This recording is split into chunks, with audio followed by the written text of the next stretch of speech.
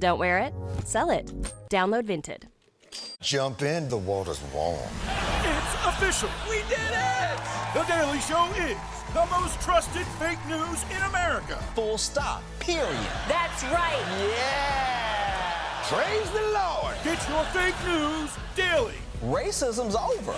I'm uncomfortable already. Don't be depressed. Trump won't be president forever. Comedy Central's The Daily Show. New weeknights at 11 on Comedy Central. And catch up anytime on Paramount Plus.